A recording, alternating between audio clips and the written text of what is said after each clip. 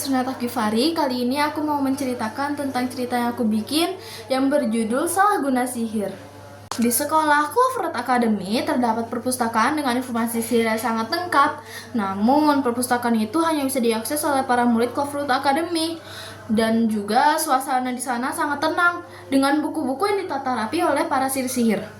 Dengan fasilitas banyak dan juga ruang-ruang yang dapat kita pakai untuk melakukan hobi kita seperti menggambar, bermain alat musik, menari, dan juga berlatih sihir.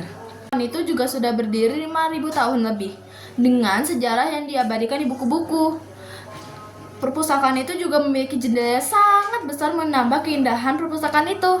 Dan banyaknya siswa, ada satu siswa yang berbeda. Ia memiliki rambut putih, mata biru, dan juga bentuk badan yang indah.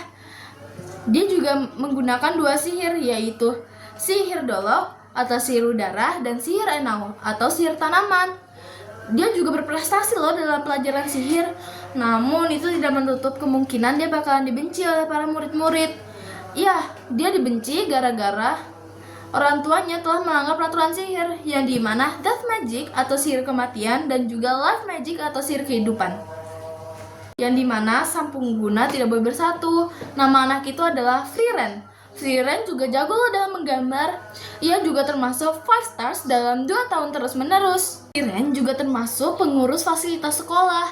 Ia yang mendata semua kerusakan fasilitas sekolah seperti kerusakan meja, kursi, buku, tongkat, dan lain-lain. Mulai ada masalah nih. Tiba-tiba air di sekolah itu mati. Bahkan Frieren sudah minta tolong ke golongan Y atau golongan orang yang menggunakan sihir air. Namun hasilnya juga sia-sia. Mereka nggak tahu apa masalahnya. Frieren terus mencari berhari-hari, namun nggak ada titik terang nih dari masalah ini. Saat Frieren sedang menggambar di perpustakaan, tiba-tiba Hikari dan Ichika datang dan sengaja menyenggolnya. Ups, maaf ya, sengaja, jawab Ichika. Namun pas itu Frieren hanya diam. Dan tak lama di situ, Frieren berjalan-jalan di sekitaran sekolah dan gak lama dia mendengar suara cekikan dari dalam kamar mandi. Saat ia mengeceknya, tak ada siapapun di situ. Frieren sudah mencoba mencarinya menggunakan sihirnya, namun tiba-tiba Hikari dan Ichika muncul di hadapannya. Frieren langsung menodongkan tongkatnya. Jadi kalian semua yang membuat kekacauan ini, seharusnya kalian tuh menjaga semua fasilitas sekolah ini, bukan malah merusak, jawab Frieren dengan kesal. Dengan ada yang kesal, ia menodongkan senjatanya lagi ke arah mereka. Karena perilaku kalian semena-mena, aku akan adukan kalian ke Pak Oscar agar kalian bisa dikeluarkan, jawab Frieren dengan kesal. Bermimpi itu boleh, namun kau juga harus tahu batasan kamu di mana. Aku gak akan bisa dikeluarkan sama dengan seperti Ichika. Kita tidak akan bisa dikeluarkan oleh siapapun, bahkan sampai menteri sihir, jawab Hikari dengan nada yang sombong. Tiba Frieren diangkat oleh Ichika menggunakan sihir Agni atau sihir api. Jangan sampai siapapun tahu tentang masalah ini, atau kau akan tahu akibatnya. Tiba Frieren dilempar jauh dari toilet itu, dan karena saking jauhnya ia sampai pingsan di saat itu. Saat ia bangun, di sampingnya sudah ada Pak Oscar. Pak Oscar pun menanyakan keadaan Frieren. Frieren, ada apa? Ada masalah kah di sekolah ini? Kalau ada masalah, beritahu gue biar gue bantu. Ternyata Frieren dan Pak Oscar adalah saudara kandung, atau mereka adalah adik kakak yang sudah terpisah selama bertahun-tahun, dan mereka baru bertemu beberapa tahun yang lalu. Semua permasalahan dari semua hal yang terjadi di sini, dan aku akan segera menuntutnya, kata Frieren dengan nada kesal. Pak Oscar pun kaget karena seorang adik kecilnya sudah bisa menyelesaikan masalahnya sendiri tanpa bantuan siapapun. Menjawab, benarkah? Terus bagaimana kau bisa tahu kalau dia adalah pelakunya? Benarkah?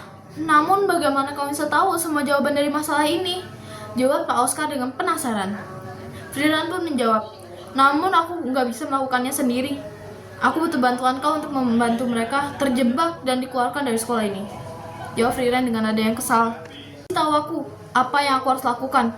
Aku akan membantumu Dan juga aku akan keluarkan mereka dari sekolah ini karena mereka sudah melanggar peraturan di sekolah ini, yang dimana murid tidak boleh merusak fasilitas sekolah.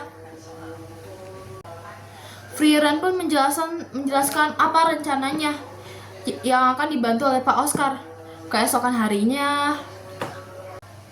Esoknya mereka melakukan misi mereka, yang dimana Frieren bertugas untuk mengajak Ichika dan Hikari ke tempat yang sepi. Dan tugas Pak Oscar adalah untuk menyambungkan tongkat Frieren ke tongkat para petinggi dan juga tongkat-tongkat para anak-anak di sekolah, agar si Frieren bisa menyambungkan semua informasi yang ada di tongkatnya ke tongkat-tongkat lain. Saat Ichika dan Hikari sudah masuk ke perangkapnya, Frieren tuh membuka pembicaraan. Aku sudah tahu apa yang kalian lakukan belakangan ini, dan aku akan memberitahu semuanya ke seluruh negeri. Kalau bisa sih ke satu dunia sihir, agar kalian tahu akibatnya. Aku sudah tahu apa yang kalian lakukan, seperti membuli, merusak fasilitas sekolah, dan lain-lain. Aku sudah juga merekamnya di tongkat sihirku, dan aku akan bagikan dalam hitungan 1, 2, 3. Tiba-tiba dari tongkat masing-masing orang keluar suara dan juga gambaran Ichika dan Hikari yang sedang membuli orang, merusak fasilitas, dan juga mengganggu orang yang tidak bersalah.